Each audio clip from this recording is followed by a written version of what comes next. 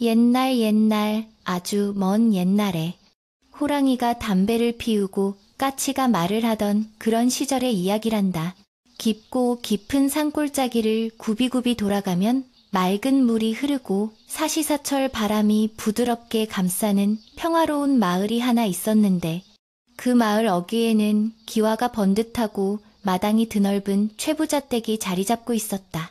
이 집은 대대로 덕을 많이 쌓아 곳간에는 쌀이 마를 날이 없었고 지나가는 과객이나 배고픈 이들을 절대 그냥 돌려보내는 법이 없어 인근 마을 사람들의 칭송이 자자한 곳이었다.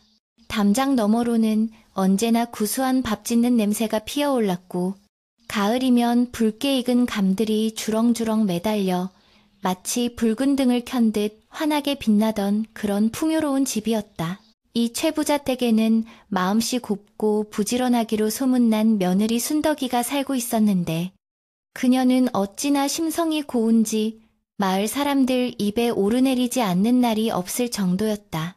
시부모님을 모시는 데 있어 조금도 소홀함이 없었을 뿐만 아니라 남편인 서기도령을 하늘처럼 받들며 집안의 크고 작은 일들을 묵묵히 도맡아 처리하니 집안의 화목함은 모두 그녀의 손끝에서 나온다고 해도 과언이 아니었다. 순덕이 시집 온 지 3년이 지나도록 큰 소리 한 번 나는 법이 없었고 안채마루는 언제나 윤이 반질반질 나도록 닦여 있어 파리도 미끄러질 정도라는 우스갯소리가 돌 만큼 그녀는 야무지고 단정한 여인이었다. 그러던 어느 늦가을 순덕은 친정아버지의 환갑을 맞아 오랜만에 친정에 다녀오게 되었는데 시부모님은 며느리의 효심을 기특하게 여겨 넉넉한 선물과 함께 며칠 푹 쉬다 오라며 흔쾌히 허락을 해주었다. 며느리가 없는 며칠 동안 집안은 왠지 모르게 허전하고 쓸쓸하게 느껴졌지만 최 부자 내외와 남편 석이는 순덕이가 돌아올 날만을 손꼽아 기다리며 대문을 바라보곤 했다. 순덕이 역시 친정에서 즐거운 시간을 보내면서도 마음 한구석에는 시댁 식구들 걱정과 집안일 걱정이 떠나질 않아 예정된 날짜가 되자마자 아침 일찍 서둘러 보따리를 챙겨 길을 나서게 되었다. 친정에서 시댁으로 돌아오는 길은 험준한 산고개를 2개나 넘어야 하는 먼 길이었지만 순덕의 발걸음은 그 어느 때보다 가볍고 힘찼다. 머리에 인 보따리에는 친정 어머니가 정성스레 싸주신 산나물이며 귀한 약재들이 한가득 들어있었고 그녀의 품속에는 남편에게 줄 고운 쌈지 하나가 소중하게 간직되어 있었다. 붉게 물든 단풍이 바람에 흩날리는 산길을 걸으며 순덕은 집에 도착하면 시부모님께 문안 인사를 드리고 남편과 오손도손 이야기를 나눌 생각에 입가에 절로 미소가 지어졌다. 해가 뉘엿뉘엿 서산으로 기울어지며 산 그림자가 길게 드리워질 무렵 드디어 저 멀리 익숙한 마을 어귀의 장승이 보이기 시작했다. 마을 입구에 들어서자 저녁밥을 짓느라 집집마다 굴뚝에서 하얀 연기가 피어오르고 있었고 어디선가 소를 몰고 돌아오는 목동의 피리 소리가 구슬프게 들려왔다. 순덕은 익숙한 돌담길을 따라 걸으며 대문 앞에 다다랐는데 마침 마당을 쓸고 있던 하인 돌쇠가 그녀를 보고는 쏘스라치게 놀라며 뒷걸음질을 치는 것이 아닌가. 평소라면 반갑게 인사하며 보따리를 받아주었을 돌쇠가 마치 귀신이라도 본 듯 눈을 동그랗게 뜨고 입을 다물지 못하는 모습에 순덕은 고개를 갸웃거리며 무슨 일이 있느냐고 물으려 했으나 돌쇠의 입에서 나온 말은 그녀를 벼락 맞은 듯 멍하게 만들었다. 아니, 아씨, 분명 조금 전에 안채로 들어가셨는데 어찌 또 대문 밖에서 들어오시는 겁니까? 돌쇠의 목소리는 떨리고 있었고 그의 눈동자는 두려움과 혼란으로 가득 차 있었다. 순덕은 무슨 뚱딴지 같은 소리냐며 나는 이제 막 친정에서 돌아오는 길이라고 대답하며 서둘러 안채로 발걸음을 옮겼다. 하지만 마당에 들어선 순간 그녀는 자신의 눈을 의심하지 않을 수 없었으니 안채마루에 자신과 똑같은 옷을 입고 똑같은 표정을 지은 여인이 다소곳이 앉아 시어머니와 담소를 나누고 있는 기가 막힌 광경을 목격하게 된 것이다. 마루에 앉아있던 여인은 대문을 들어서는 순덕을 보자마자 마찬가지로 놀란 표정을 지으며 자리에서 벌떡 일어났는데 그 생김새가 어찌나 똑같은지 거울을 보고 있는 듯한 착각이 들 정도였다.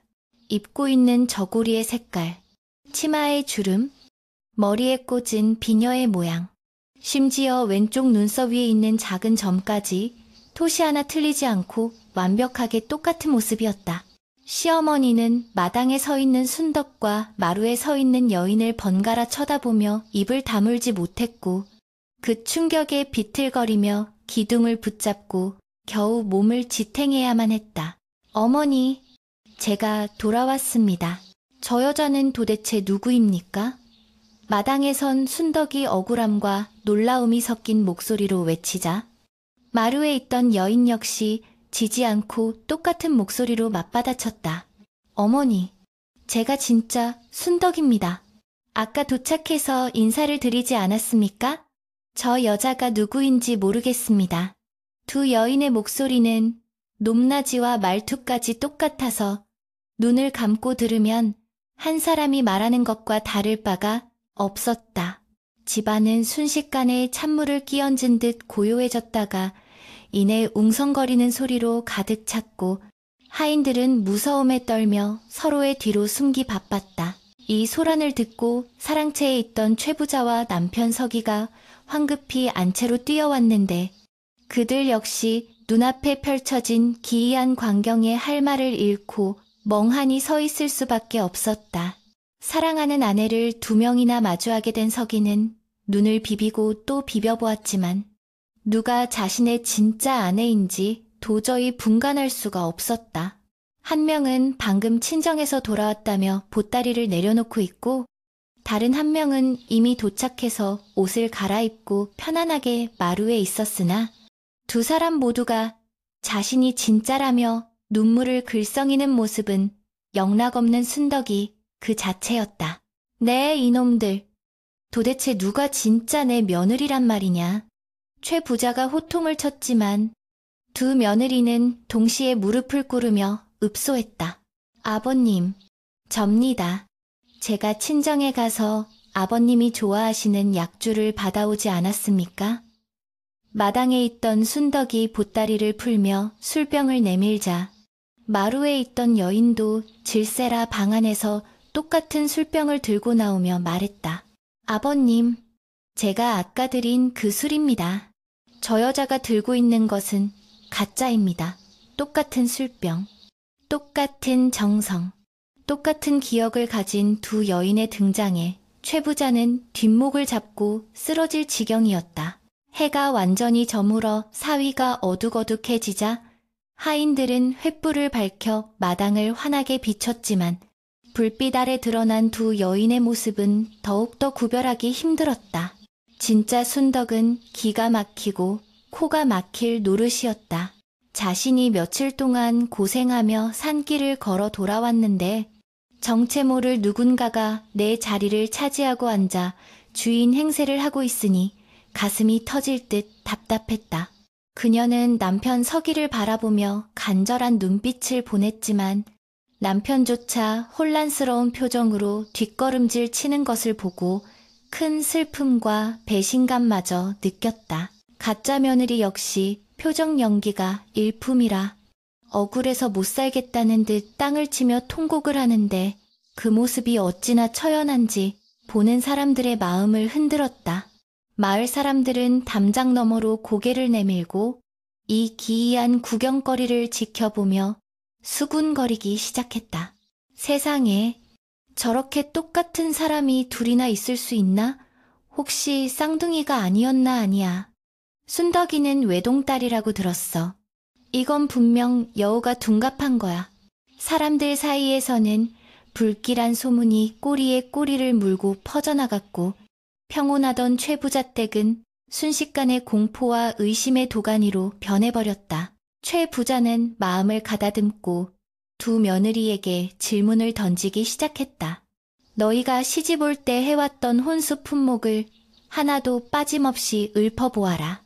그러자 두 여인은 동시에 입을 열어 장롱은 어떤 나무로 만들었으며 이불의 자수는 어떤 모양이었는지 숟가락 젓가락의 개수까지 토시 하나 틀리지 않고 줄줄 외워대는 것이었다.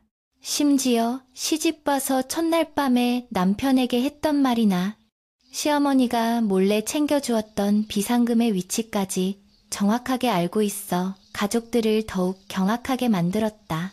이쯤 되니 집안의 가장 오래된 하인인 곰보. 할멈조차 고개를 절레절레 흔들며 뒤로 물러섰다. 내 평생 이런 변괴는 처음 보네. 귀신이 고칼 노릇이야. 저건 사람이 아니라 무엇인가에 씌어도 단단히 씌인 게야. 곰보 할멈의 말에 안 그래도 겁에 질려있던 어린 하녀들은 울음을 터뜨렸고 집안 분위기는 점점 더 흉흉해졌다. 진짜 순덕은 자신의 기억과 말투, 버릇까지 흉내내는 저 여자가 도대체 무엇인지 어디서 왔는지 알 수 없는 공포감에 몸을 떨었다. 남편 서기는 용기를 내어 두 여인에게 다가갔다. 내 아내라면 내 몸에 있는 흉터를 알 것이오. 내 등 뒤에 있는 흉터가 어떻게 생겼는지 말해보시오. 이것은 부부만이 알 수 있는 은밀한 비밀이었기에 모두가 숨을 죽이고 지켜보았다. 그러나 마루에 있던 여인이 먼저 입을 열어 서방님 등 왼쪽 견갑골 아래에 손톱만한 반달 모양의 흉터가 있지 않습니까? 어릴 때 나무에서 떨어져 생긴 것이라고 하셨지요. 라고 대답했다. 마당에 있던 순덕이 소리쳤다. 아닙니다. 그 흉터는 붉은색이 감도는 반달 모양이고 비가 오면 가렵다고 하셨습니다. 두 대답 모두 정답이었다. 하나는 모양을 말했고 하나는 그 느낌까지 말했으니 어느 쪽이 더 정확하다고 할 수도 없는 노릇이었다. 서기는 다리에 힘이 풀려 그 자리에 주저앉고 말았다. 어떻게 내 아내의 머릿속을 훤히 들여다보는 듯한 존재가 있을 수 있단 말인가. 진짜 순덕은 눈물을 흘리며 호소했다. 서방님, 제 눈을 보세요. 우리가 함께했던 시간들을 떠올려 보세요. 제가 가짜라면 어떻게 서방님을 향한 이 마음까지 꾸며낼 수 있겠습니까? 그녀의 눈물은 진실해 보였지만 마루에 앉아있는 여인 역시 똑같은 눈물을 흘리고 있었다. 밤은 점점 깊어가고 찬 바람이 쌩쌩 불어와 마당의 횃불이 위태롭게 춤을 추었다. 이대로 밤을 새울 수는 없었기에 최 부자는 결단을 내려야만 했다. 당장 누가 진짜인지 밝혀낼 수 없다면 함부로 누구 하나를 내쫓을 수도 없는 일이었다. 만약 진짜 며느리를 요물로 몰아 내쫓기라도 한다면 천추의 한이 될 것이고 가짜를 집안에 들인다면 집안이 망조가 될 것이 분명했기 때문이다. 최 부자는 깊은 한숨을 내쉬며 하인들에게 일렀다. 오늘은 밤이 늦었으니 일단 두 사람을 각각 다른 방에 가두도록 해라. 안채 건넌방과 사랑채 끝방을 비우고 밖에서 문을 걸어 잠그거라. 날이 밝는 대로 방법을 강구해보자. 순덕은 억울함에 가슴을 쳤지만 시아버지의 명을 거역할 수는 없었다. 그녀는 하인들의 손에 이끌려 사랑채 끝방으로 가게 되었고 가짜 며느리는 안채 건넌방으로 들어갔다. 방 안에 갇힌 순덕은 차가운 방바닥에 엎드려 하염없이 눈물을 흘렸다. 친정에서 돌아오는 길만 해도 행복에 부풀어 있었는데 한순간에 자신의 삶을 송두리째 도둑맞을 위기에 처한 현실이 믿기지 않았다. 벽 하나를 사이에 두고 밖에서는 하인들이 보초를 서는 소리가 들려왔고 멀리 산에서는 짐승 우는 소리가 길게 이어져 처량함을 더했다. 그 시각 건넌방에 들어간 가짜 며느리는 문이 잠기는 소리를 듣고는 묘한 미소를 지었다. 그녀는 방 한가운데 앉아 주위를 둘러보며 옷매무새를 다듬었는데 횃불 그림자가 문창호지에 어른거릴 때마다 그녀의 그림자가 순간적으로 기이하게 일렁이는 듯했다. 그녀는 소리 없이 웃으며 중얼거렸다. 이 집안의 모든 것을 내 것으로 만들 것이다. 곡간의 곡식도, 따뜻한 아랫목도, 그리고 저 어리석은 사람들의 마음까지도. 그녀의 눈동자가 순간적으로 짐승의 그것처럼 번뜩였지만 아무도 그 모습을 보지 못했다. 최 부자댁의 밤은 그 어느 때보다 길고 무거웠다. 남편 석이는 잠을 이루지 못하고 마당을 서성거렸고 시어머니는 알아누워 끙끙 앓는 소리를 냈다. 집을 지키는 누렁이조차 무언가 불안한지 계집 밖으로 나오지 않고 낮은 소리로 으르렁거리기만 했다. 진짜 순덕은 뜬 눈으로 밤을 지새우며 조상님께 빌고 또 빌었다. 제발 저 요물의 정체가 밝혀지고 다시 가족의 품으로 돌아갈 수 있게 해달라고. 그러나 밤바람은 차갑기만 했고 어디선가 날아온 부엉이가 지붕 위에서 구슬프게 울어대며 불길한 기운을 더할 뿐이었다. 다음 날 아침이 밝아오면 과연 진실이 밝혀질 수 있을까? 아니면 이 기묘한 동거가 계속되어 집안을 파국으로 몰고 갈 것인가? 마을 사람들 역시 잠을 설치며 최 부자댁의 아침을 기다리고 있었다. 안개 자욱한 새벽, 마당의 서리가 하얗게 내린 가운데 갇혀있던 두 여인의 방문이 열릴 시간이 다가오고 있었다. 폭풍전야와도 같은 고요함 속에 최 부자댁의 운명을 가를 하루가 서서히 밝아오고 있었다. 동쪽 산마루 위로 희뿌연 새벽빛이 감돌기 시작했지만 최 부자댁을 감싸고 있는 짙은 안개는 좀처럼 거칠 기미를 보이지 않았다. 밤새도록 부엉이가 울어대던 뒤뜰의 대나무 숲에서는 스산한 바람소리가 끊이지 않았고 마당을 쓸러 나온 하인들의 비질 소리마저 조심스럽고 무거웠다. 뜬 눈으로 밤을 지새운 최 부자는 뜻한 눈으로 방문을 열고 나와 헛기침을 하며 아침을 알렸으나 그 기침 소리에는 평소의 위험 대신 깊은 근심과 불안이 서려 있었다. 집안의 가장 어른이 중심을 잡지 못하니 아랫사람들 또한 발소리를 죽이며 눈치만 살필 뿐 활기차야 할 아침 풍경은 온데간데 없이 사라지고 정막만이 감돌았다. 사랑채 끝방과 안채 건넌방의 문이 동시에 열리자 기다렸다는 듯 두 명의 순덕이 마당으로 걸어 나왔다. 밤새 차가운 방에서 떨었을 텐데도 두 사람의 얼굴은 방금 세수한 듯 말끔했고 옷매무새 또한 흐트러짐 없이 단정하여 보는 이들의 혀를 내두르게 했다. 한 명은 부엌으로 달려가 아침 밥상을 차리겠다고 소매를 걷어붙였고 다른 한 명은 시부모님의 새순물을 떠오겠다며 우물가로 향했다. 그 모습이 어찌나 자연스럽고 손에 익어 보이는지 누가 시키지 않아도 척척 움직이는 모양새는 영락없는 이 집안의 맏며느리였다. 최 부자와 서기 도령은 마루에 걸터 앉아 이 기막힌 광경을 바라보며 마른 침만 삼킬 뿐이었다. 어머니, 밤새 편안하셨습니까? 요강을 비우고 이부자리를 봐드리겠습니다. 우물가에서 돌아온 순덕이 상냥하게 말을 건네자 부엌에서 나온 순덕이 질세라 끼어들었다. 어머니, 제가 벌써 뜨끈한 숭늉을 끓여놓았습니다. 어서 드시고 기운을 차리세요. 양쪽에서 들려오는 똑같은 목소리와 똑같은 효심에 시어머니는 정신이 혼미해져 머리를 싸매고 자리에 눕고 말았다. 며느리의 살가움이 이토록 무섭고 징그럽게 느껴진 적은 평생 처음이었다. 차라리 한 명이 게으름을 피우거나 말대꾸라도 한다면 가짜라고 몰아세우기라도 할 텐데 둘 다 경쟁하듯 효부 노릇을 하니 미칠 노릇이었다. 최 부자댁의 기이한 소문은 삽시간에 담장을 넘어온 마을로 퍼져나갔고 아침밥을 먹기도 전에 마을 사람들이 하나둘씩 대문 앞으로 모여들기 시작했다. 이보게, 정말로 며느리가 둘이 되었단 말인가? 글쎄, 그렇다니까. 내가 아까 담 너머로 슬쩍 봤는데 머리카락 한 올까지 똑같아서 귀신도 못 알아보겠더구먼. 사람들은 웅성거리며 저마다 한마디씩 보태기에 바빴다.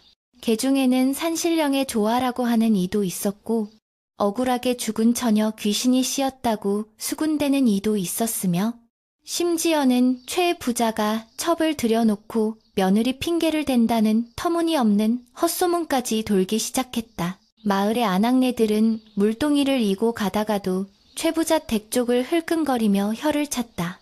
깁시움. 그 착한 순덕이한테 무슨 날벼락이래. 시집와서 고생만 하다가 이제 좀 살만하니 별 해괴한 일이 다 생기는구먼. 평소 순덕의 덕을 입었던 사람들은 안타까워했고 남의 집 불구경을 좋아하는 심술관은 몇몇은 부채질하듯 소문을 부풀려 퍼뜨렸다.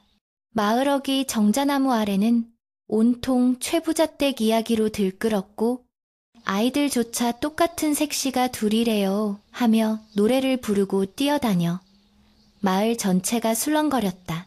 집안 내부에서도 이상한 기류가 감지되기 시작했는데 가장 먼저 반응을 보인 것은 집을 지키는 누렁이였다. 평소 순덕만 보면 꼬리를 프로펠러처럼 흔들며 반기던 녀석이 부엌에서 나오는 한 며느리를 보고는 털을 곤두세우고 낮게 으르렁거리는 것이었다. 하지만 그 며느리가 누렁아, 밥 먹어야지 하며 다가가자 언제 그랬냐는 듯 꼬리를 내리고 밥그릇에 코를 박았다. 이를 지켜보던 하인 돌쇠는 고개를 갸웃거렸다. 이상하다. 우리 누렁이가 아씨를 보고 짖을 놈이 아닌데 혹시 냄새가 다른가 하지만 돌쇠 역시 감히 주인마님들 앞에 나서서 이런 의심을 입 밖으로 낼 수는 없었다. 진짜 순덕은 가슴이 타들어가는 듯한 고통 속에서도 며느리로서의 본분을 다하기 위해 애썼다. 그녀는 시어머니의 약을 다리기 위해 약탕관 앞에 앉아 부채질을 하며 눈물을 훔쳤다. 하늘도 무심하시지? 어찌 저런 요물을 보내어 우리 집안을 풍비박산 내시는가. 그녀의 눈물은 뜨거운 약탕관의 김과 섞여 허공으로 흩어졌다. 반면 가짜 순덕은 안채마루를 닦으며 콧노래를 흥얼거렸는데 그 소리가 묘하게 구슬프면서도 사람의 마음을 홀리는 듯한 기운이 있어 듣는 이들의 등골을 오싹하게 만들었다. 그녀의 걸레질은 지나치게 빨랐고 마루는 기이할 정도로 번들거렸다. 남편 석이는 이 상황을 타개해보려 두 여인을 번갈아 불러 앉혀놓고 대화를 시도했다. 자네가 진짜라면 우리가 처음 만났던 날 내가 냇가에서 주워준 조약돌의 색깔을 기억하는가? 서기의 질문에 두 여인은 망설임 없이 동시에 대답했다. 검은색의 흰 줄무늬가 있는 조약돌이었지요. 서기는 절망감에 고개를 떨구었다. 그 조약돌은 둘만의 추억이 깃든 물건이었는데 어떻게 저 가짜까지 그 사소한 기억을 공유하고 있는지 도저히 이해할 수 없었다. 가짜는 마치 진짜의 머릿속을 들여다보고 있는 것처럼 모든 기억을 완벽하게 훔쳐내고 있었다. 오히려 가짜 순덕이 더 진짜처럼 행동하며 서기의 마음을 흔들어 놓기도 했다. 그녀는 서기의 옷깃을 여며주며 속삭였다. 서방님, 저 여자가 흉내낼 수 없는 것은 오직 제 마음뿐입니다. 부디 흔들리지 마시고 저를 믿어주세요. 그 눈빛이 어찌나 애절하고 그윽한지 서기는 순간적으로 마음이 쏠리는 것을 느꼈다. 반면 진짜 순덕은 억울함에 북받쳐 어찌 저 요물의 말에 귀를 기울이십니까 하며 악을 쓰듯 소리쳤는데 그 모습이 오히려 도끼에 찬 것처럼 보여 서기를 더욱 혼란스럽게 만들었다. 거짓이 진실보다 더 달콤하고 그럴듯해 보이는 순간이었다. 점심때가 지나자 집안에는 또 다른 불길한 징조가 나타났다. 장독대에 놓아둔 된장 항아리 하나가 아무 이유 없이 금이 가며 터져버린 것이다. 구수한 된장 냄새 대신 시큼하고 쾌쾌한 냄새가 진동하자 시어머니는 아이고, 집안에 동티가 나도 단단히 났구나 하며 가슴을 쳤다. 장맛이 변하면 집안이 기운다는 옛말이 있기에 하인들은 사색이 되어 깨진 항아리를 치웠다. 진짜 순덕은 깨진 독을 보며 망연자실했지만 가짜 순덕은 묘한 눈빛으로 그 광경을 지켜보다가 입꼬리를 살짝 올렸다. 그것은 아주 짧은 순간이었지만 그 미소에는 섬뜩한 냉기가 서려 있었다. 이때 마을에서 가장 나이가 많고 지혜롭기로 소문난 황 노인이 지팡이를 짚고 최부자댁 대문을 들어섰다. 황 노인은 젊은 시절 산전수전 다 겪으며 세상의 이치를 깨우친 인물로 평소에도 마을에 어려운 일이 생기면 명쾌한 해법을 내려주곤 했다. 소문을 듣고 찾아온 황 노인의 등장에 최부자는 버선발로 뛰어내려가 그를 맞이했다. 어르신, 잘 오셨습니다. 이 망할 놈의 집구석을 좀 살려주십시오. 도무지 누가 진짜인지 알 수가 없어 미칠 지경입니다. 최 부자는 황 노인의 옷자락을 붙잡고 하소연했다. 황 노인은 말없이 고개를 끄덕이며 마당 한가운데 섰다. 그리고는 매서운 눈초리로 집안 구석구석을 훑어보았다. 그의 눈빛은 늙었지만 형형하게 빛나고 있었고 마치 껍데기 속에 숨겨진 본질을 꿰뚫어 보는 듯했다. 황 노인은 하인들에게 두 며느리를 모두 마당으로 불러내라고 일렀다. 잠시 후 두 명의 순덕이 나란히 서서 황 노인에게 절을 올렸다. 황 노인은 지팡이로 땅을 탁탁 치며 두 여인의 얼굴을 뚫어지게 쳐다보았다. 허허, 거참 기묘하구나. 그림자조차 똑같으니 사람의 눈으로는 구별할 수가 없겠어. 황 노인은 두 여인에게 가까이 다가오라고 손짓했다. 진짜 순덕은 공손하게 다가가 고개를 숙였고 가짜 순덕 역시 태연하게 다가가 눈을 맞췄다. 황 노인은 킁킁거리는 신협을 하며 두 여인의 주변 냄새를 맡아보았다. 그러고는 뒷짐을 지고 마당을 한 바퀴 빙 돌며 혼잣말처럼 중얼거렸다. 꽃이 아무리 예뻐도 향기가 없으면 좋아이고 사람이 아무리 사람 같아도 사람 냄새가 안 나면 짐승인 법이지. 그 말에 가짜 순덕의 눈썹이 꿈틀거렸으나 그녀는 재빨리 표정을 감추고 슬픈 표정을 지어 보였다. 황 노인은 최 부자를 조용히 사랑채 마루로 불렀다. 그리고는 낮지만 엄중한 목소리로 경고했다. 최 부자, 잘 듣게. 지금 자네 집에는 사람이 아닌 것이 들어와 있네. 겉모습은 며느리와 똑같을지 몰라도 그 속에는 시커먼 욕망과 짐승의 본능이 꿈틀거리고 있어. 최 부자가 놀라 되물었다. 그럼 어찌해야 합니까? 당장 저것들을 쫓아내야 합니까? 황 노인은 고개를 저었다. 아니네. 섣불리 건드렸다가는 화를 입을 수 있어. 저것은 보통 내기가 아니야. 스스로 정체를 드러내게 만들어야지. 억지로 벗기려다가는 자네 가족이 다칠 수도 있네. 황 노인은 잠시 뜸을 들이더니 다시 입을 열었다. 오늘 밤부터가 고비일세. 짐승은 밤이 되면 본색을 드러내기 마련이지. 특히 달이 차오르는 날에는 그 기운을 억누르기가 힘들 거야. 집안의 문단속을 철저히 하고 특히 곡간과 부엌을 잘 감시하게. 그리고 내일 날이 밝으면 내가 일러주는 비방을 써보게나. 황 노인은 품속에서 낡은 종이에 쌓인 무언가를 최 부자에게 건네주었다. 그것은 붉은 팥과 소금, 그리고 말린 쑥이었다. 이것들이 요긴하게 쓰일 때가 올 걸세. 황 노인이 돌아가려 하자 최 부자는 식사라도 대접하려 했으나 노인은 단호하게 거절했다. 탁한 기운이 가득한 곳에서 밥을 넘기면 체하기 마련이네. 부디 몸조심하게. 황 노인이 대문을 나서자마자 마른 하늘에 천둥이 치듯 굉음이 울렸고 까마귀 떼가 지붕 위를 맴돌며 깍깍거렸다. 마을 사람들은 불길한 징조라며 서둘러 집으로 돌아갔고 최 부자댁은 다시 고립된 섬처럼 정막 속에 갇히게 되었다. 해는 서산으로 넘어가고 있었고 땅거미가 내려앉자 집안의 공기는 더욱 차갑고 무겁게 변해갔다. 저녁밥을 짓기 위해 부엌으로 들어간 두 며느리는 서로 말 한마디 없이 각자의 일에 몰두했다.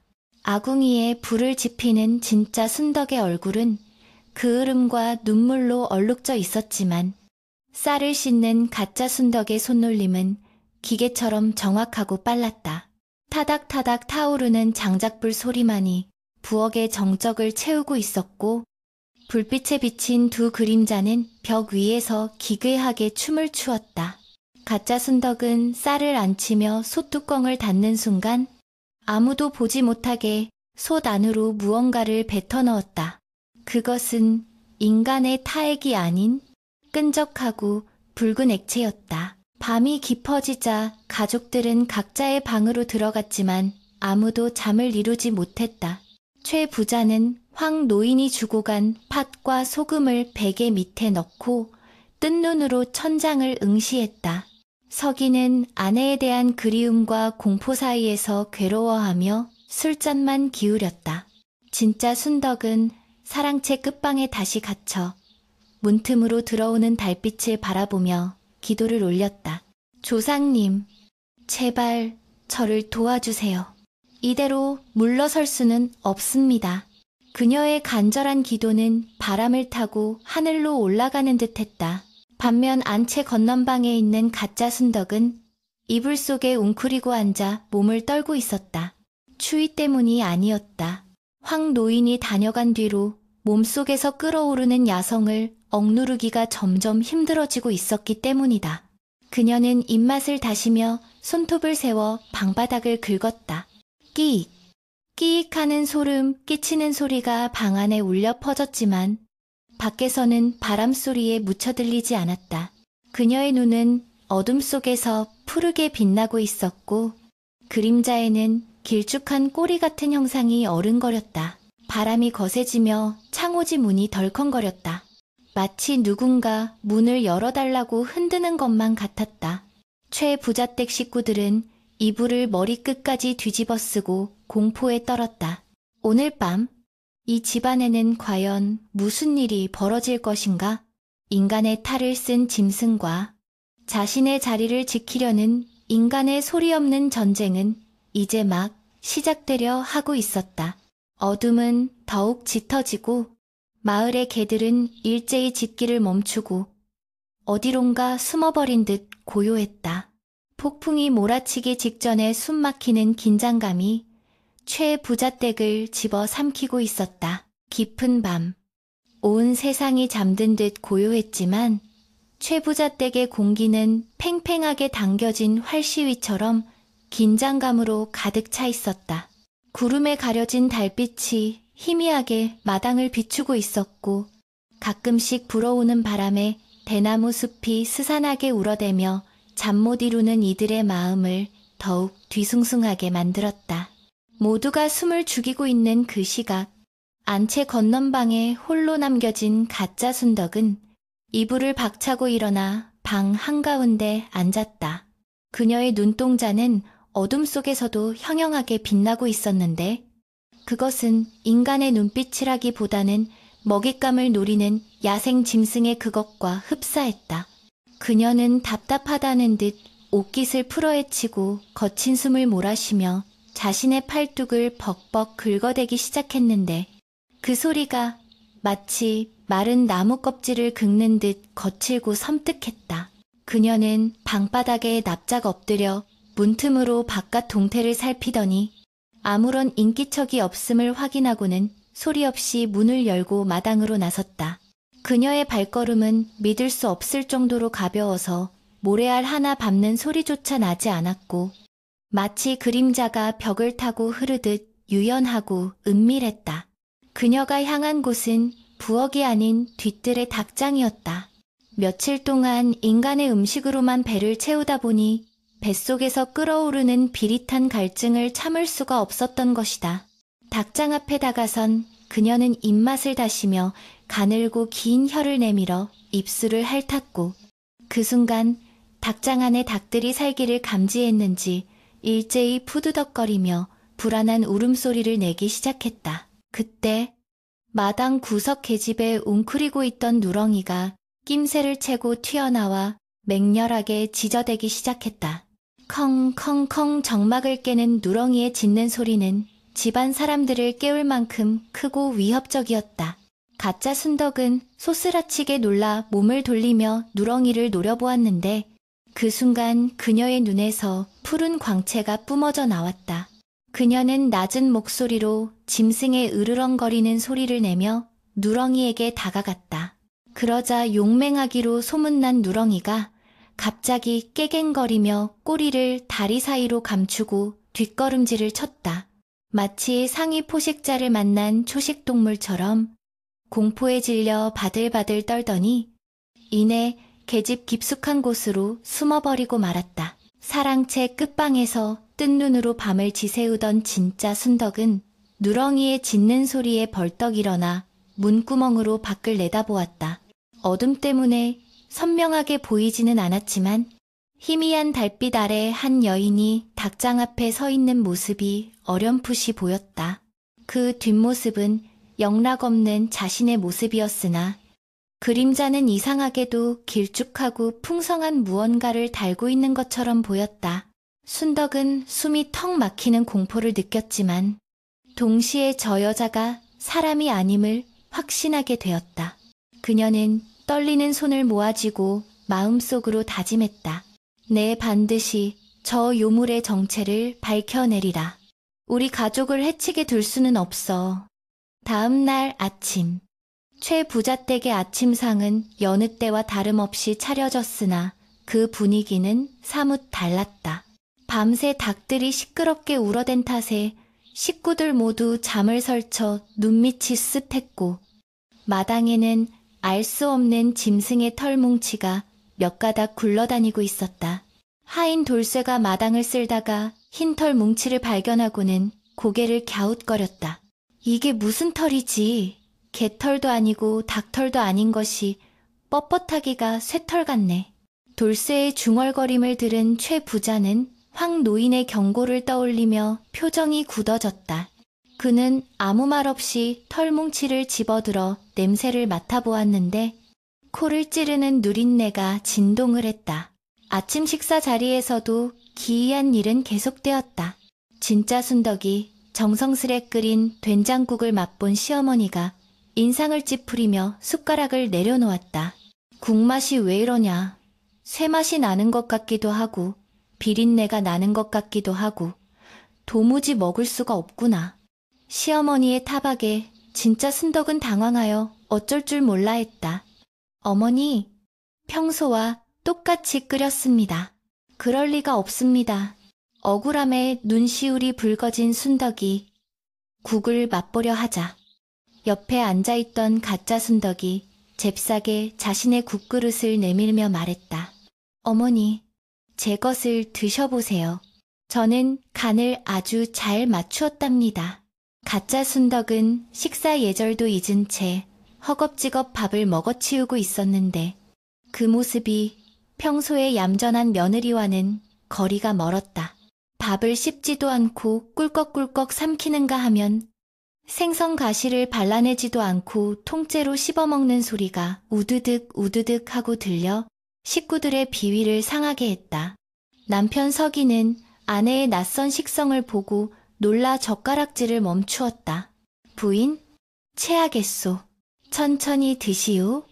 평소에는 생선 눈알이 무섭다며 손도 안 대더니 어찌 이리 급하게 드시오. 서기의 말에 가짜 순덕은 아차 싶은 표정을 지으며 급히 입을 가리고 수줍은 척 미소를 지었다. 호호, 서방님도 참... 어젯밤에 헛것이 보여 잠을 설쳤더니 허기가 져서 그만 주책을 부렸습니다. 용서하세요. 그녀는 능청스럽게 둘러댔지만 입가에 묻은 생선 기름을 닦아내는 혀놀림이 지나치게 길고 유연하여 보는 이로 하여금 섬뜩함을 느끼게 했다. 최 부자는 이 모든 광경을 매서운 눈으로 지켜보고 있었다. 그는 며느리의 식성이 하루아침에 변할 수는 없다고 생각했다. 분명 저것은 사람의 탈을 쓰고 흉내를 내고 있지만 본능적인 습관까지는 완벽하게 숨기지 못하고 있는 것이었다. 최 부자는 마음속으로 때가 무르익어 가고 있음을 직감했다. 식사가 끝난 후 시어머니는 두 며느리를 불러 빨래터로 보냈다. 집안에 안 좋은 기운이 도니 묵은 빨래를 깨끗이 빨아 오너라. 누가 더 정갈하게 빠는지 지켜보겠다. 이것은 시어머니 나름의 시험이었다. 진짜 순덕은 빨래 바구니를 옆구리에 끼고 조신하게 걸어갔지만 가짜 순덕은 무거운 빨래 바구니를 한 손으로 번쩍 들고 성큼성큼 앞서 나갔다. 마을 빨래터에는 이미 아낙네들이 모여 있었는데 두 명의 순덕이 나타나자 하던 일을 멈추고 숨을 죽인 채 구경하기 시작했다. 냇가에 자리를 잡은 두 며느리는 방망이질을 시작했다. 진짜 순덕은 탁, 탁 하고 리듬감 있게 방망이를 두드리며 꼼꼼하게 때를 뺐다. 그녀의 동작은 부드럽고 우아하여 보는 사람들의 마음을 편안하게 했다. 반면 가짜 순덕의 방망이질 소리는 쾅쾅 하고 천둥소리처럼 요란했다. 그녀가 방망이를 내리칠 때마다 냇물이 사방으로 튀어올랐고 바위가 울릴 정도로 힘이 넘쳤다.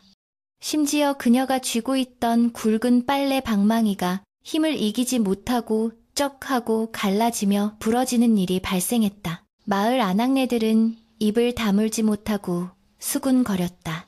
세상에, 순덕이가 저렇게 힘이 장사였나. 맷돌도 겨우 돌리던 사람이 어떻게 방망이를 부러뜨려? 그러게 말이야. 눈매도 예전보다 훨씬 사나워진 것 같아. 가짜 순덕은 부러진 방망이를 보고 당황한 기색 없이 맨손으로 빨래를 비비기 시작했는데 그 소나기 힘이 얼마나 센지 무명옷이 북북 찢어질 정도였다. 그녀는 찢어진 옷을 황급히 물속에 감추며 주위를 살폈지만 이미 많은 사람들의 눈에 띄고 난 뒤였다. 진짜 순덕은 찢어진 옷을 보며 안타까움에 한숨을 내쉬었다. 빨래를 마치고 돌아온 두 며느리에게 시어머니는 이번에는 바느질감을 내주었다. 옷이 해진 곳을 기워라. 바느질 솜씨를 보면 마음가짐을 알 수 있는 법이다. 진짜 순덕은 바늘에 실을 꿰어 한 땀 한 땀 정성스럽게 술을 놓기 시작했다. 그녀의 바느질은 촘촘하고 고르며 뒷면까지 매듭이 깔끔하여 흠잡을 데가 없었다. 그녀는 마음속의 불안을 가라앉히기 위해 수놓는 데에 온 정신을 집중했다. 마치 바늘 끝으로 사악한 기운을 쫓아내려는 듯 그녀의 손길에는 간절함이 담겨 있었다. 그러나 가짜 순덕은 바느질에 서툴렀다. 짐승의 발톱 같은 손으로 작은 바늘을 잡는 것 자체가 곤혹스러워 보였다. 그녀는 짜증이 난다는 듯 미간을 찌푸리며 억지로 바늘을 찔러 넣었는데 땀이 들쭉날쭉하고 실이 엉켜 엉망진창이 되었다. 급기야 성질을 이기지 못하고 바늘을 세게 움켜쥐다가 손가락을 찔리고 말았다. 아텐 비명과 함께 손가락 끝에서 붉은 피가 방울져 맺혔다. 그런데 그 다음 행동이 문제였다. 그녀는 본능적으로 피가 흐르는 손가락을 입으로 가져가 쪽쪽 빨았는데 그 모습이 상처를 치료하려는 것이 아니라 피맛을 즐기는 것처럼 보였다. 시어머니는 그 광경을 보고 등골이 오싹해짐을 느꼈다. 며느리가 피를 보는 눈빛이 순간적으로 탐욕스럽게 변했던 것을 놓치지 않았기 때문이다. 시어머니는 떨리는 목소리로 말했다. 그만두거라. 오늘은 그만하면 되었다. 가짜 순덕은 아쉬운 듯 입맛을 다시며 바느질감을 내려놓았다. 엉망으로 꿰매진 옷감은 마치 지렁이가 기어가는 듯 흉측했다. 시어머니는 방으로 돌아와 최 부자에게 자신이 본 것을 고했다. 영감, 아무래도 저 건넌방 아이가 수상합니다. 피를 핥는 모습이 꼭 산짐승 같았습니다. 진짜 순덕은 마당에서 말리고 있던 빨래를 걷다가 가짜 며느리가 흘리고 간 손수건을 발견했다. 그 손수건에서는 묘한 흙냄새와 함께 비릿한 짐승의 채취가 배어 있었다. 그리고 손수건 귀퉁이에는 알 수 없는 붉은 얼룩이 묻어 있었는데 그것은 닭피 같기도 하고 산딸기 즙 같기도 했다. 순덕은 확신했다. 저 여자가 밤마다 무슨 짓을 벌이고 있다는 것을 그녀는 남편 서기에게 이 사실을 알려야겠다고 마음먹었지만 섣불리 말했다가는 의심만 살까 두려워 증거를 더 모으기로 했다. 해가 뉘엿뉘엿 지고 다시 밤이 찾아오자 집안의 긴장감은 극에 달했다. 최 부자는 황 노인이 일러준 비방을 쓸 때가 되었다고 판단했다. 그는 가족들을 사랑채로 모두 불러 모았다. 내일은 우리 집안의 조상님을 모시는 제삿날이다. 두 며느리 모두 정성을 다해 제사상을 차려야 할 것이다. 조상님 앞에서는 그 어떤 거짓도 통하지 않는 법이니 내일 밤이면 모든 진실이 밝혀질 것이다. 이것은 최 부자가 가짜 며느리를 시험하기 위해 던진 마지막 승부수였다. 사실 제삿날은 아직 멀었지만 요물을 낳기 위한 덫을 놓은 것이다. 가짜 순덕은 제사라는 말에 순간적으로 움찔했다. 짐승이나 요물들은 본래 조상의 위험이나 향냄새를 싫어하기 마련이었다. 그녀의 얼굴에 스쳐 지나가는 당혹감을 최 부자는 놓치지 않았다. 가짜 순덕은 애써 태연한 척하며 대답했다. 네, 아버님, 정성을 다해 모시겠습니다. 하지만 그녀의 목소리는 미세하게 떨리고 있었고 탁자 아래 숨겨진 손은 불안하게 치맛자락을 쥐어뜯고 있었다. 그녀는 본능적으로 자신이 궁지에 몰리고 있음을 느꼈다. 그날 밤 진짜 순덕은 목욕재개를 하고 정화수를 떠놓고 비손했다. 천지신명이지요. 부디 굽어 살피시어 저 사악한 무리를 물리쳐 주소서. 제 남편과 시부모님을 지켜주시고 잃어버린 제 자리를 되찾게 해주소서. 그녀의 기도는 어느 때보다 간절하고 힘이 있었다. 그녀는 두려움을 떨쳐내고 맞서 싸울 준비를 마쳤다. 더 이상 울고만 있을 수는 없었다. 그녀는 진짜 며느리이자 이 집안을 지켜야 할 여인이었기 때문이다. 반면 가짜 순덕은 초조함의 방안을 서성거렸다. 내일 제사를 지낸다면 향을 피우고 축문을 읽을 텐데 그 기운을 견뎌낼 수 있을지 걱정이 되었다. 오늘 밤에 끝장을 봐야 하나 아니야. 아직은 때가 아니야. 조금만 더 참으면 이 집안이 통째로 내 것이 될 텐데. 탐욕과 공포 사이에서 갈등하던 그녀는 결국 무리수를 두기로 결심했다. 그녀는 품속에서 꼬리를 감추고 있던 비수를 꺼내 들었다. 그것은 사람을 홀리는 여우구슬의 일종이었다. 그녀는 내일 제사상에 올릴 음식에 이 가루를 뿌려 사람들의 정신을 흐리게 만들 작정이었다. 밤바람이 거세지며 창호지 문이 덜컹거리는 소리가 마치 귀신이 웃는 소리처럼 들렸다. 마당의 그림자들은 길게 늘어져 춤을 추었고 어디선가 부엉이가 우후후 하고 울어댔다. 최 부자는 베개 밑에 숨겨둔 팥주머니를 만지작거렸고 서기는 장롱 속에 숨겨둔 녹슨 칼을 꺼내 닦았다. 폭풍이 몰아치기 직전의 고요함이 최 부자 댁을 감싸고 있었다. 내일이면 둘 중 하나는 반드시 사라져야만 했다. 진실의 순간이 코앞으로 다가오고 있었고 가짜의 꼬리는 이미 반쯤 드러나 있었다. 운명의 날이 밝았다. 최 부자 댁의 아침은 무거운 침묵 속에 시작되었다. 하늘은 잔뜩 찌푸려 금방이라도 비를 뿌릴 듯 회색빛 구름으로 뒤덮여 있었고 바람은 나뭇가지를 세차게 흔들며 스산한 소리를 내었다. 마치 하늘도 오늘 벌어질 심판의 시간을 알고 있는 듯했다. 최 부자는 이른 새벽부터 목욕재개를 하고 정갈한 도포로 갈아입은 뒤 집안의 남자 하인들을 불러 모아 은밀한 지시를 내렸다. 오늘 제사는 단순한 제사가 아니다.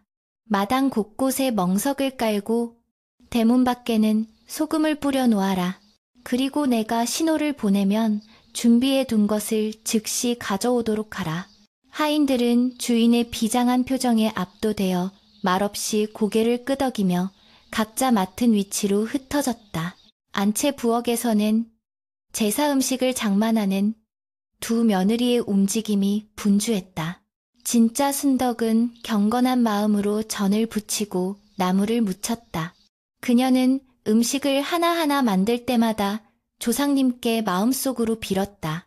이 음식에 담긴 정성을 보시고 부디 사악한 기운을 물리쳐 주옵소서. 그녀의 손길은 차분했고 음식에서는 고소하고 정갈한 냄새가 피어올랐다. 반면 가짜 순덕은 안절부절 못하는 기색이 역력했다. 평소라면 척척 해냈을 칼질도 서툴러 손을 벨 뻔했고 전을 붙이다가 태워먹기 일쑤였다. 제사상에 올릴 향 냄새가 은은하게 퍼지기 시작하자 가짜 순덕은 마치 숨이 막히는 듯 컥컥거리며 기침을 해댔고 얼굴은 창백하게 질려갔다. 오후가 되자 마을의 황 노인이 지팡이를 짚고 최부자 댁을 찾았다. 그는 품속에 무언가를 소중히 안고 있었는데 그것은 다름 아닌 말린 쑥 한 묶음과 붉은 팥이 가득 담긴 주머니였다. 황 노인은 최 부자와 눈빛을 교환하며 고개를 끄덕였다. 준비는 다 되었는가? 오늘이 바로 그날일세. 해가 지고 음기가 강해질 때 비로소 놈의 본색이 드러날 것이야. 최의 부자는 굳은 표정으로 대답했다. 네, 어르신. 만반의 준비를 갖추었습니다. 네, 오늘 기필코 집안의 우환을 뿌리 뽑겠습니다. 두 사람의 대화는 낮고 은밀하여 다른 이들은 듣지 못했으나 그 속에 담긴 결기는 서리빨처럼 차가웠다. 해가 서산으로 넘어가고 어둠이 깔리자 대청마루에는 제사상이 차려졌다. 촛불이 켜지고 향이 피어오르자 집안은 엄숙한 분위기로 가득 찼다. 두 명의 순덕은 제사상 양옆에 나란히 섰다. 진짜 순덕은 두 손을 모으고 고개를 숙여 예를 갖추었으나 가짜 순덕은 눈동자를 굴리며 불안하게 주위를 살폈다.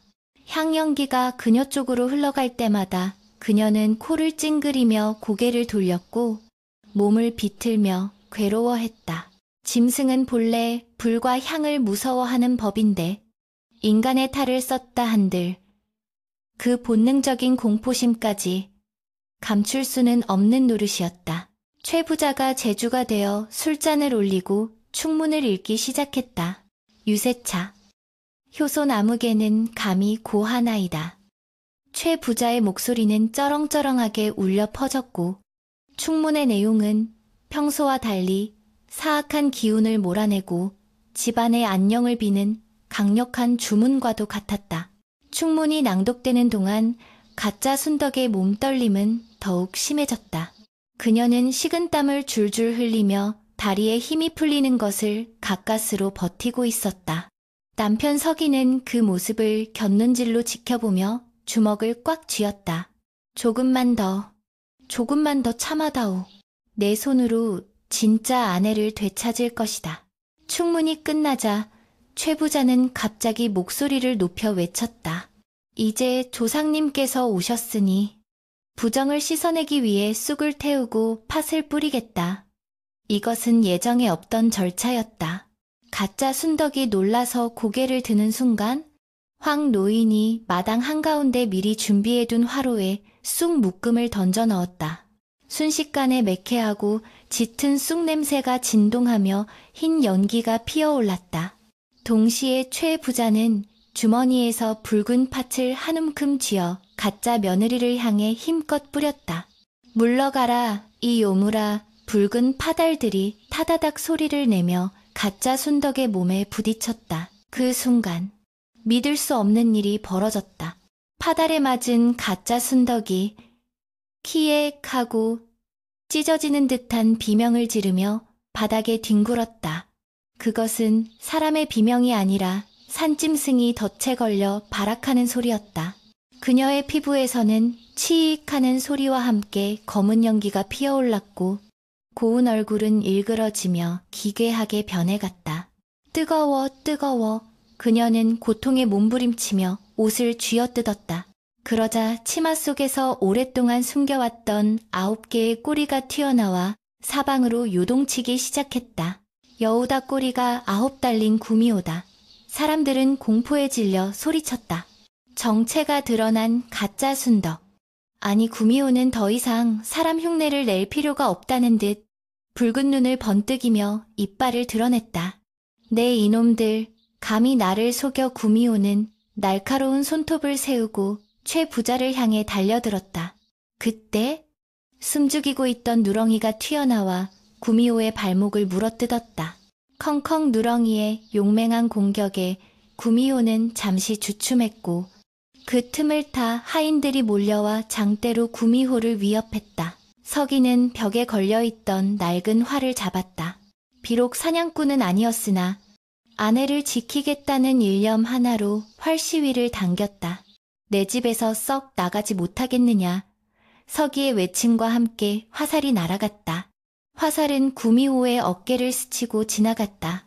상처를 입은 구미호는 분노와 고통에 차 울부짖었다. 두고 보자.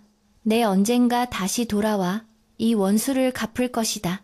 구미호는 더 이상 버티기 힘들다고 판단했는지 붉은 안개를 뿜어내며 시야를 가린 뒤 담벼락을 넘어 어둠 속으로 도망쳤다. 구미호가 사라진 자리에는 그녀가 입고 있던 찢어진 저고리와 여우털 몇 뭉치만이 남아있었다. 마당은 순식간에 아수라장이 되었지만 동시에 무거운 억압이 사라진 듯 공기가 맑아졌다. 진짜 순덕은 다리가 풀려 자리에 주저앉았고 서기는 달려가 아내를 와라 끌어안았다. 부인, 내가 미안하오. 내 눈이 멀어 당신을 알아보지 못하고 마음고생을 시켰소. 서기의 뜨거운 눈물이 순덕의 어깨를 적셨다. 순덕 역시 남편의 품에 안겨 참았던 울음을 터뜨렸다. 서방님, 무서웠습니다. 다시는 못 보는 줄 알았습니다. 최 부자는 떨리는 손으로 황 노인의 손을 잡았다. 어르신 덕분에 우리 집안이 살았습니다. 이 은혜를 어찌 갚아야 할지요. 황 노인은 빙그레 웃으며 수염을 쓸어내렸다. 천만에 자네의 결단과 며느리의 지극한 정성이 하늘에 닿은 걸세. 요물은 사람의 빈틈을 파고드는데 가족 간의 믿음이 단단하면 감히 범접하지 못하는 법이지. 황 노인은 남은 팥을 마당 구석구석에 뿌리며 마무리를 지휘했다. 자, 이제 남은 부정을 씻어내야지. 소금을 가져와 대문에 뿌리고 깨진 독은 멀리 내다 버리게. 시어머니는 놀란 가슴을 쓸어내리며 부엌으로 들어갔다. 이 난리통에 배들이 고프겠구나. 귀신도 쫓았으니 이제야말로 제대로 된 밥을 먹어야지. 시어머니는 제사상에 올렸던 음식들을 다시 거두어 밥상을 차리기 시작했다. 이것은 음복의 의미를 넘어 죽다 살아난 가족들이 서로의 생사를 확인하고 안도하는 의식과도 같았다. 하인들도 빗자루를 들고 마당에 떨어진 여우털과 핏자국을 깨끗이 쓸어냈다. 마당의 횃불은 더욱 밝게 타오르며 남은 어둠을 몰아내고 있었다. 진짜 순덕은 방으로 들어가 엉망이 된 옷을 갈아입고 헝클어진 머리를 단정하게 빗었다. 거울 속에 비친 자신의 얼굴은 수척했지만 눈빛만은 그 어느 때보다 맑고 강인해 보였다. 그녀는 이제 더 이상 유약한 며느리가 아니었다. 자신의 자리를 스스로 지켜낸 당당한 안주인이었다. 그녀는 다시 부엌으로 나가 시어머니를 도왔다. 어머니, 제가 하겠습니다. 그 목소리는 차분하고 따뜻하여 듣는 이들의 마음을 녹여주었다. 시어머니는 며느리의 손을 꼭 잡으며 눈시울을 붉혔다. 그래, 고생했다. 내 며느리 순덕이가 맞구나. 옛날 아주 먼 옛날에 호랑이가 담배를 피우고 까치가 말을 하던 그런 시절의 이야기란다. 깊고 깊은 산골짜기를 굽이굽이 돌아가면 맑은 물이 흐르고 사시사철 바람이 부드럽게 감싸는 평화로운 마을이 하나 있었는데 그 마을 어귀에는 기와가 번듯하고 마당이 드넓은 최부잣댁이 자리 잡고 있었다. 이 집은 대대로 덕을 많이 쌓아 곳간에는 쌀이 마를 날이 없었고 지나가는 과객이나 배고픈 이들을 절대 그냥 돌려보내는 법이 없어 인근 마을 사람들의 칭송이 자자한 곳이었다. 담장 너머로는 언제나 구수한 밥 짓는 냄새가 피어올랐고 가을이면 붉게 익은 감들이 주렁주렁 매달려 마치 붉은 등을 켠 듯 환하게 빛나던 그런 풍요로운 집이었다. 이 최부자 댁에는 마음씨 곱고 부지런하기로 소문난 며느리 순덕이가 살고 있었는데 그녀는 어찌나 심성이 고운지 마을 사람들 입에 오르내리지 않는 날이 없을 정도였다. 시부모님을 모시는 데 있어 조금도 소홀함이 없었을 뿐만 아니라 남편인 서기도령을 하늘처럼 받들며 집안의 크고 작은 일들을 묵묵히 도맡아 처리하니 집안의 화목함은 모두 그녀의 손끝에서 나온다고 해도 과언이 아니었다. 순덕이 시집 온 지 3년이 지나도록 큰 소리 한 번 나는 법이 없었고 안채마루는 언제나 윤이 반질반질 나도록 닦여 있어 파리도 미끄러질 정도라는 우스갯소리가 돌 만큼 그녀는 야무지고 단정한 여인이었다. 그러던 어느 늦가을 순덕은 친정아버지의 환갑을 맞아 오랜만에 친정에 다녀오게 되었는데 시부모님은 며느리의 효심을 기특하게 여겨 넉넉한 선물과 함께 며칠 푹 쉬다 오라며 흔쾌히 허락을 해주었다. 며느리가 없는 며칠 동안 집안은 왠지 모르게 허전하고 쓸쓸하게 느껴졌지만 최 부자 내외와 남편 서기는 순덕이가 돌아올 날만을 손꼽아 기다리며 대문을 바라보곤 했다. 순덕이 역시 친정에서 즐거운 시간을 보내면서도 마음 한구석에는 시댁 식구들 걱정과 집안일 걱정이 떠나질 않아 예정된 날짜가 되자마자 아침 일찍 서둘러 보따리를 챙겨 길을 나서게 되었다. 친정에서 시댁으로 돌아오는 길은 험준한 산고개를 2개나 넘어야 하는 먼 길이었지만 순덕의 발걸음은 그 어느 때보다 가볍고 힘찼다. 머리에 인 보따리에는 친정 어머니가 정성스레 싸주신 산나물이며 귀한 약재들이 한가득 들어있었고 그녀의 품속에는 남편에게 줄 고운 쌈지 하나가 소중하게 간직되어 있었다. 붉게 물든 단풍이 바람에 흩날리는 산길을 걸으며 순덕은 집에 도착하면 시부모님께 문안 인사를 드리고 남편과 오손도손 이야기를 나눌 생각에 입가에 절로 미소가 지어졌다.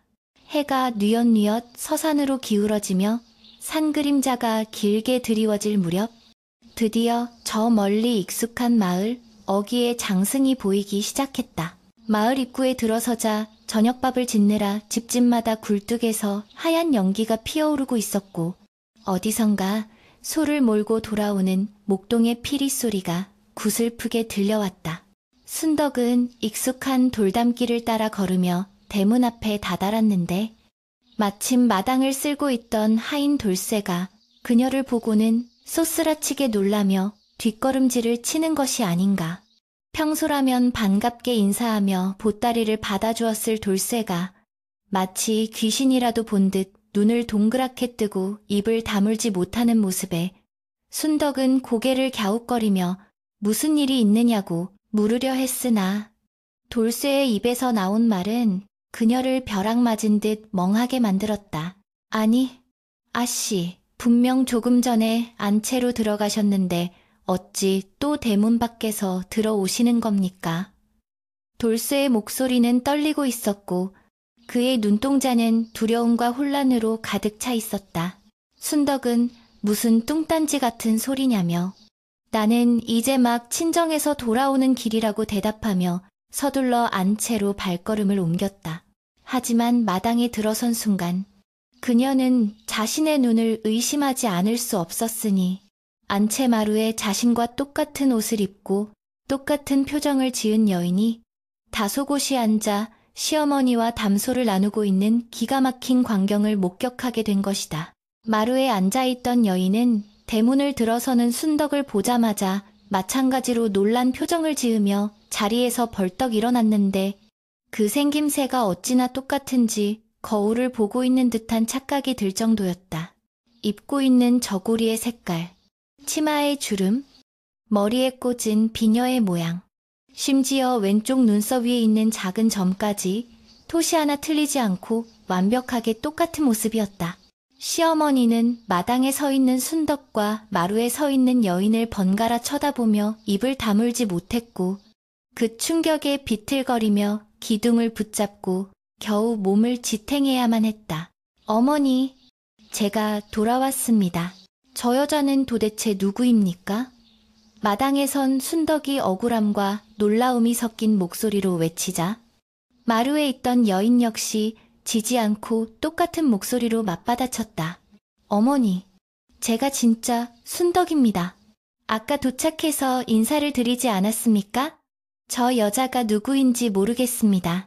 두 여인의 목소리는 높낮이와 말투까지 똑같아서 눈을 감고 들으면 한 사람이 말하는 것과 다를 바가 없었다.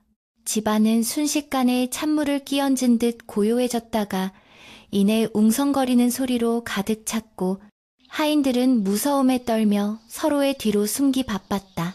이 소란을 듣고 사랑채에 있던 최부자와 남편 서기가 황급히 안채로 뛰어왔는데 그들 역시 눈앞에 펼쳐진 기이한 광경에 할 말을 잃고 멍하니 서 있을 수밖에 없었다. 사랑하는 아내를 두 명이나 마주하게 된 서기는 눈을 비비고 또 비벼보았지만 누가 자신의 진짜 아내인지 도저히 분간할 수가 없었다. 한 명은 방금 친정에서 돌아왔다며 보따리를 내려놓고 있고 다른 한 명은 이미 도착해서 옷을 갈아입고 편안하게 마루에 있었으나 두 사람 모두가 자신이 진짜라며 눈물을 글썽이는 모습은 영락없는 순덕이 그 자체였다. 네, 이놈들. 도대체 누가 진짜 내 며느리란 말이냐. 최 부자가 호통을 쳤지만 두 며느리는 동시에 무릎을 꿇으며 읍소했다. 아버님, 접니다. 제가 친정에 가서 아버님이 좋아하시는 약주를 받아오지 않았습니까? 마당에 있던 순덕이 보따리를 풀며 술병을 내밀자 마루에 있던 여인도 질세라 방 안에서 똑같은 술병을 들고 나오며 말했다. 아버님, 제가 아까 드린 그 술입니다. 저 여자가 들고 있는 것은 가짜입니다. 똑같은 술병, 똑같은 정성, 똑같은 기억을 가진 두 여인의 등장에 최 부자는 뒷목을 잡고 쓰러질 지경이었다.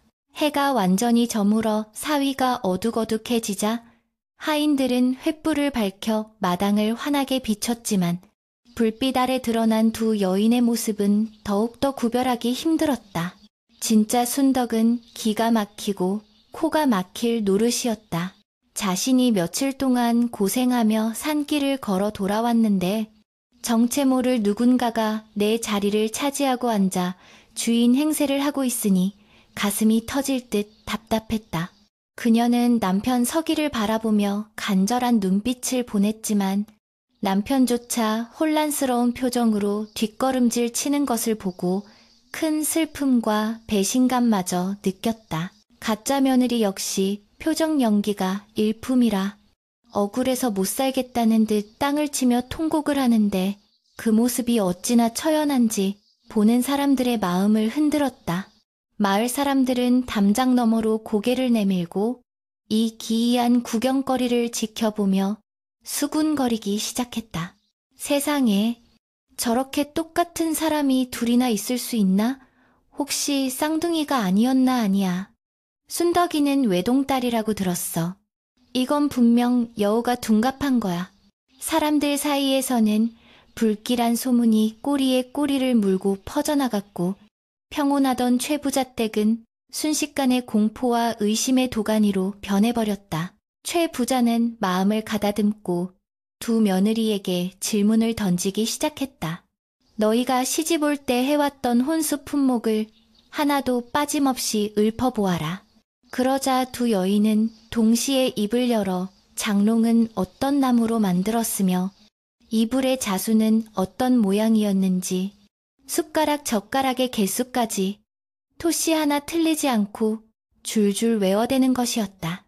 심지어 시집와서 첫날 밤에 남편에게 했던 말이나 시어머니가 몰래 챙겨주었던 비상금의 위치까지 정확하게 알고 있어 가족들을 더욱 경악하게 만들었다. 이쯤 되니 집안의 가장 오래된 하인인 공보, 할멈조차 고개를 절레절레 흔들며 뒤로 물러섰다. 내 평생 이런 변괴는 처음 보네. 귀신이 고칼 노릇이야. 저건 사람이 아니라 무엇인가에 씌어도 단단히 씌인 게야. 곰보 할멈의 말에 안 그래도 겁에 질려있던 어린 하녀들은 울음을 터뜨렸고 집안 분위기는 점점 더 흉흉해졌다. 진짜 순덕은 자신의 기억과 말투, 버릇까지 흉내내는 저 여자가 도대체 무엇인지, 어디서 왔는지 알 수 없는 공포감에 몸을 떨었다. 남편 서기는 용기를 내어 두 여인에게 다가갔다. 내 아내라면 내 몸에 있는 흉터를 알 것이오. 내 등 뒤에 있는 흉터가 어떻게 생겼는지 말해보시오. 이것은 부부만이 알 수 있는 은밀한 비밀이었기에 모두가 숨을 죽이고 지켜보았다. 그러나 마루에 있던 여인이 먼저 입을 열어 서방님 등 왼쪽 견갑골 아래에 손톱만한 반달 모양의 흉터가 있지 않습니까? 어릴 때 나무에서 떨어져 생긴 것이라고 하셨지요. 라고 대답했다. 마당에 있던 순덕이 소리쳤다. 아닙니다. 그 흉터는 붉은색이 감도는 반달 모양이고 비가 오면 가렵다고 하셨습니다. 두 대답 모두 정답이었다. 하나는 모양을 말했고 하나는 그 느낌까지 말했으니 어느 쪽이 더 정확하다고 할 수도 없는 노릇이었다. 서기는 다리에 힘이 풀려 그 자리에 주저앉고 말았다. 어떻게 내 아내의 머릿속을 훤히 들여다보는 듯한 존재가 있을 수 있단 말인가. 진짜 순덕은 눈물을 흘리며 호소했다. 서방님, 제 눈을 보세요. 우리가 함께했던 시간들을 떠올려 보세요. 제가 가짜라면 어떻게 서방님을 향한 이 마음까지 꾸며낼 수 있겠습니까? 그녀의 눈물은 진실해 보였지만 마루에 앉아있는 여인 역시 똑같은 눈물을 흘리고 있었다. 밤은 점점 깊어가고 찬 바람이 쌩쌩 불어와 마당의 횃불이 위태롭게 춤을 추었다. 이대로 밤을 새울 수는 없었기에 최 부자는 결단을 내려야만 했다. 당장 누가 진짜인지 밝혀낼 수 없다면 함부로 누구 하나를 내쫓을 수도 없는 일이었다. 만약 진짜 며느리를 요물로 몰아 내쫓기라도 한다면 천추의 한이 될 것이고 가짜를 집안에 들인다면 집안이 망조가 될 것이 분명했기 때문이다. 최 부자는 깊은 한숨을 내쉬며 하인들에게 일렀다. 오늘은 밤이 늦었으니 일단 두 사람을 각각 다른 방에 가두도록 해라. 안채 건넌방과 사랑채 끝방을 비우고 밖에서 문을 걸어 잠그거라. 날이 밝는 대로 방법을 강구해보자. 순덕은 억울함에 가슴을 쳤지만 시아버지의 명을 거역할 수는 없었다. 그녀는 하인들의 손에 이끌려 사랑채 끝방으로 가게 되었고 가짜 며느리는 안채 건넌방으로 들어갔다. 방 안에 갇힌 순덕은 차가운 방바닥에 엎드려 하염없이 눈물을 흘렸다. 친정에서 돌아오는 길만 해도 행복에 부풀어 있었는데 한순간에 자신의 삶을 송두리째 도둑맞을 위기에 처한 현실이 믿기지 않았다. 벽 하나를 사이에 두고 밖에서는 하인들이 보초를 서는 소리가 들려왔고 멀리 산에서는 짐승 우는 소리가 길게 이어져 처량함을 더했다. 그 시각 건넌방에 들어간 가짜 며느리는 문이 잠기는 소리를 듣고는 묘한 미소를 지었다. 그녀는 방 한가운데 앉아 주위를 둘러보며 옷매무새를 다듬었는데 횃불 그림자가 문창호지에 어른거릴 때마다 그녀의 그림자가 순간적으로 기이하게 일렁이는 듯했다. 그녀는 소리 없이 웃으며 중얼거렸다. 이 집안의 모든 것을 내 것으로 만들 것이다. 곡간의 곡식도, 따뜻한 아랫목도, 그리고 저 어리석은 사람들의 마음까지도. 그녀의 눈동자가 순간적으로 짐승의 그것처럼 번뜩였지만 아무도 그 모습을 보지 못했다. 최 부자댁의 밤은 그 어느 때보다 길고 무거웠다. 남편 서기는 잠을 이루지 못하고 마당을 서성거렸고 시어머니는 알아누워 끙끙 앓는 소리를 냈다. 집을 지키는 누렁이조차 무언가 불안한지 계집 밖으로 나오지 않고 낮은 소리로 으르렁거리기만 했다. 진짜 순덕은 뜬 눈으로 밤을 지새우며 조상님께 빌고 또 빌었다. 제발 저 요물의 정체가 밝혀지고 다시 가족의 품으로 돌아갈 수 있게 해달라고. 그러나 밤바람은 차갑기만 했고 어디선가 날아온 부엉이가 지붕 위에서 구슬프게 울어대며 불길한 기운을 더할 뿐이었다. 다음 날 아침이 밝아오면 과연 진실이 밝혀질 수 있을까? 아니면 이 기묘한 동거가 계속되어 집안을 파국으로 몰고 갈 것인가? 마을 사람들 역시 잠을 설치며 최부자 댁의 아침을 기다리고 있었다. 안개 자욱한 새벽, 마당의 서리가 하얗게 내린 가운데 갇혀있던 두 여인의 방문이 열릴 시간이 다가오고 있었다. 폭풍전야와도 같은 고요함 속에 최부자 댁의 운명을 가를 하루가 서서히 밝아오고 있었다. 동쪽 산마루 위로 희뿌연 새벽빛이 감돌기 시작했지만 최부자 댁을 감싸고 있는 짙은 안개는 좀처럼 거칠 기미를 보이지 않았다. 밤새도록 부엉이가 울어대던 뒤뜰의 대나무 숲에서는 스산한 바람소리가 끊이지 않았고 마당을 쓸러 나온 하인들의 비질 소리마저 조심스럽고 무거웠다. 뜬 눈으로 밤을 지새운 최부자는 뜻한 눈으로 방문을 열고 나와 헛기침을 하며 아침을 알렸으나 그 기침 소리에는 평소의 위험 대신 깊은 근심과 불안이 서려 있었다. 집안의 가장 어른이 중심을 잡지 못하니 아랫사람들 또한 발소리를 죽이며 눈치만 살필 뿐 활기차야 할 아침 풍경은 온데간데 없이 사라지고 정막만이 감돌았다. 사랑채 끝방과 안채 건넌방의 문이 동시에 열리자 기다렸다는 듯 두 명의 순덕이 마당으로 걸어 나왔다. 밤새 차가운 방에서 떨었을 텐데도 두 사람의 얼굴은 방금 세수한 듯 말끔했고 옷매무새 또한 흐트러짐 없이 단정하여 보는 이들의 혀를 내두르게 했다. 한 명은 부엌으로 달려가 아침 밥상을 차리겠다고 소매를 걷어붙였고 다른 한 명은 시부모님의 새순물을 떠오겠다며 우물가로 향했다. 그 모습이 어찌나 자연스럽고 손에 익어 보이는지 누가 시키지 않아도 척척 움직이는 모양새는 영락없는 이 집안의 맏며느리였다. 최 부자와 서기 도령은 마루에 걸터 앉아 이 기막힌 광경을 바라보며 마른 침만 삼킬 뿐이었다. 어머니, 밤새 편안하셨습니까? 요강을 비우고 이부자리를 봐드리겠습니다. 우물가에서 돌아온 순덕이 상냥하게 말을 건네자 부엌에서 나온 순덕이 질세라 끼어들었다. 어머니, 제가 벌써 뜨끈한 숭늉을 끓여놓았습니다. 어서 드시고 기운을 차리세요. 양쪽에서 들려오는 똑같은 목소리와 똑같은 효심에 시어머니는 정신이 혼미해져 머리를 싸매고 자리에 눕고 말았다. 며느리의 살가움이 이토록 무섭고 징그럽게 느껴진 적은 평생 처음이었다. 차라리 한 명이 게으름을 피우거나 말대꾸라도 한다면 가짜라고 몰아세우기라도 할 텐데 둘 다 경쟁하듯 효부 노릇을 하니 미칠 노릇이었다. 최 부자 댁의 기이한 소문은 삽시간에 담장을 넘어온 마을로 퍼져나갔고 아침밥을 먹기도 전에 마을 사람들이 하나둘씩 대문 앞으로 모여들기 시작했다. 이보게, 정말로 며느리가 둘이 되었단 말인가? 글쎄, 그렇다니까. 내가 아까 담 너머로 슬쩍 봤는데 머리카락 한 올까지 똑같아서 귀신도 못 알아보겠더구먼. 사람들은 웅성거리며 저마다 한마디씩 보태기에 바빴다.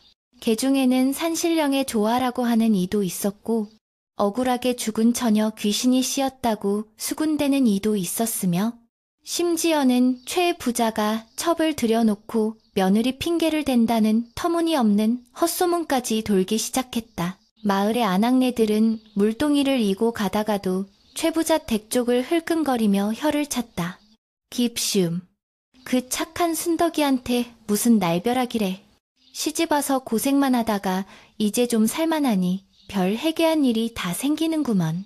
평소 순덕의 덕을 입었던 사람들은 안타까워했고 남의 집 불구경을 좋아하는 심술관은 몇몇은 부채질하듯 소문을 부풀려 퍼뜨렸다. 마을어귀 정자나무 아래는 온통 최부자댁 이야기로 들끓었고 아이들조차 똑같은 색시가 둘이래요 하며 노래를 부르고 뛰어다녀 마을 전체가 술렁거렸다. 집안 내부에서도 이상한 기류가 감지되기 시작했는데 가장 먼저 반응을 보인 것은 집을 지키는 누렁이였다. 평소 순덕만 보면 꼬리를 프로펠러처럼 흔들며 반기던 녀석이 부엌에서 나오는 한 며느리를 보고는 털을 곤두세우고 낮게 으르렁거리는 것이었다. 하지만 그 며느리가 누렁아, 밥 먹어야지 하며 다가가자 언제 그랬냐는 듯 꼬리를 내리고 밥그릇에 코를 박았다. 이를 지켜보던 하인 돌쇠는 고개를 갸웃거렸다. 이상하다. 우리 누렁이가 아씨를 보고 짖을 놈이 아닌데 혹시 냄새가 다른가 하지만 돌쇠 역시 감히 주인마님들 앞에 나서서 이런 의심을 입 밖으로 낼 수는 없었다. 진짜 순덕은 가슴이 타들어가는 듯한 고통 속에서도 며느리로서의 본분을 다하기 위해 애썼다. 그녀는 시어머니의 약을 다리기 위해 약탕관 앞에 앉아 부채질을 하며 눈물을 훔쳤다. 하늘도 무심하시지? 어찌 저런 요물을 보내어 우리 집안을 풍비박산 내시는가. 그녀의 눈물은 뜨거운 약탕관의 김과 섞여 허공으로 흩어졌다. 반면 가짜 순덕은 안채마루를 닦으며 콧노래를 흥얼거렸는데 그 소리가 묘하게 구슬프면서도 사람의 마음을 홀리는 듯한 기운이 있어 듣는 이들의 등골을 오싹하게 만들었다. 그녀의 걸레질은 지나치게 빨랐고 마루는 기이할 정도로 번들거렸다. 남편 석이는 이 상황을 타개해보려 두 여인을 번갈아 불러 앉혀놓고 대화를 시도했다. 자네가 진짜라면 우리가 처음 만났던 날 내가 냇가에서 주워준 조약돌의 색깔을 기억하는가? 석이의 질문에 두 여인은 망설임 없이 동시에 대답했다. 검은색의 흰 줄무늬가 있는 조약돌이었지요. 석이는 절망감에 고개를 떨구었다. 그 조약돌은 둘만의 추억이 깃든 물건이었는데 어떻게 저 가짜까지 그 사소한 기억을 공유하고 있는지 도저히 이해할 수 없었다. 가짜는 마치 진짜의 머릿속을 들여다보고 있는 것처럼 모든 기억을 완벽하게 훔쳐내고 있었다. 오히려 가짜 순덕이 더 진짜처럼 행동하며 석이의 마음을 흔들어 놓기도 했다. 그녀는 석이의 옷깃을 여며주며 속삭였다. 서방님, 저 여자가 흉내낼 수 없는 것은 오직 제 마음뿐입니다. 부디 흔들리지 마시고 저를 믿어주세요. 그 눈빛이 어찌나 애절하고 그윽한지 석이는 순간적으로 마음이 쏠리는 것을 느꼈다. 반면 진짜 순덕은 억울함에 북받쳐 어찌 저 요물의 말에 귀를 기울이십니까 하며 악을 쓰듯 소리쳤는데 그 모습이 오히려 도끼에 찬 것처럼 보여 석이를 더욱 혼란스럽게 만들었다. 거짓이 진실보다 더 달콤하고 그럴듯해 보이는 순간이었다. 점심때가 지나자 집안에는 또 다른 불길한 징조가 나타났다. 장독대에 놓아둔 된장 항아리 하나가 아무 이유 없이 금이 가며 터져버린 것이다. 구수한 된장 냄새 대신 시큼하고 쾌쾌한 냄새가 진동하자 시어머니는 아이고, 집안에 동티가 나도 단단히 났구나 하며 가슴을 쳤다. 장맛이 변하면 집안이 기운다는 옛말이 있기에 하인들은 사색이 되어 깨진 항아리를 치웠다. 진짜 순덕은 깨진 독을 보며 망연자실했지만 가짜 순덕은 묘한 눈빛으로 그 광경을 지켜보다가 입꼬리를 살짝 올렸다. 그것은 아주 짧은 순간이었지만 그 미소에는 섬뜩한 냉기가 서려 있었다. 이때 마을에서 가장 나이가 많고 지혜롭기로 소문난 황 노인이 지팡이를 짚고 최부자댁 대문을 들어섰다. 황 노인은 젊은 시절 산전수전 다 겪으며 세상의 이치를 깨우친 인물로 평소에도 마을에 어려운 일이 생기면 명쾌한 해법을 내려주곤 했다. 소문을 듣고 찾아온 황 노인의 등장에 최 부자는 버선발로 뛰어내려가 그를 맞이했다. 어르신, 잘 오셨습니다. 이 망할 놈의 집구석을 좀 살려주십시오. 도무지 누가 진짜인지 알 수가 없어 미칠 지경입니다. 최 부자는 황 노인의 옷자락을 붙잡고 하소연했다. 황 노인은 말없이 고개를 끄덕이며 마당 한가운데 섰다. 그리고는 매서운 눈초리로 집안 구석구석을 훑어보았다. 그의 눈빛은 늙었지만 형형하게 빛나고 있었고 마치 껍데기 속에 숨겨진 본질을 꿰뚫어 보는 듯했다. 황 노인은 하인들에게 두 며느리를 모두 마당으로 불러내라고 일렀다. 잠시 후 두 명의 순덕이 나란히 서서 황 노인에게 절을 올렸다. 황 노인은 지팡이로 땅을 탁탁 치며 두 여인의 얼굴을 뚫어지게 쳐다보았다. 허허, 거참 기묘하구나. 그림자조차 똑같으니 사람의 눈으로는 구별할 수가 없겠어. 황 노인은 두 여인에게 가까이 다가오라고 손짓했다. 진짜 순덕은 공손하게 다가가 고개를 숙였고 가짜 순덕 역시 태연하게 다가가 눈을 맞췄다. 황 노인은 킁킁거리는 신협을 하며 두 여인의 주변 냄새를 맡아보았다. 그러고는 뒷짐을 지고 마당을 한 바퀴 빙 돌며 혼잣말처럼 중얼거렸다. 꽃이 아무리 예뻐도 향기가 없으면 좋아이고 사람이 아무리 사람 같아도 사람 냄새가 안 나면 짐승인 법이지. 그 말에 가짜 순덕의 눈썹이 꿈틀거렸으나 그녀는 재빨리 표정을 감추고 슬픈 표정을 지어 보였다. 황 노인은 최 부자를 조용히 사랑채 마루로 불렀다. 그리고는 낮지만 엄중한 목소리로 경고했다. 최 부자, 잘 듣게. 지금 자네 집에는 사람이 아닌 것이 들어와 있네. 겉모습은 며느리와 똑같을지 몰라도 그 속에는 시커먼 욕망과 짐승의 본능이 꿈틀거리고 있어. 최 부자가 놀라 되물었다. 그럼 어찌해야 합니까? 당장 저것들을 쫓아내야 합니까? 황 노인은 고개를 저었다. 아니네. 섣불리 건드렸다가는 화를 입을 수 있어. 저것은 보통 내기가 아니야. 스스로 정체를 드러내게 만들어야지. 억지로 벗기려다가는 자네 가족이 다칠 수도 있네. 황 노인은 잠시 뜸을 들이더니 다시 입을 열었다. 오늘 밤부터가 고비일세. 짐승은 밤이 되면 본색을 드러내기 마련이지. 특히 달이 차오르는 날에는 그 기운을 억누르기가 힘들 거야. 집안의 문단속을 철저히 하고 특히 곡간과 부엌을 잘 감시하게. 그리고 내일 날이 밝으면 내가 일러주는 비방을 써보게나. 황 노인은 품속에서 낡은 종이에 쌓인 무언가를 최 부자에게 건네주었다. 그것은 붉은 팥과 소금, 그리고 말린 쑥이었다. 이것들이 요긴하게 쓰일 때가 올 걸세.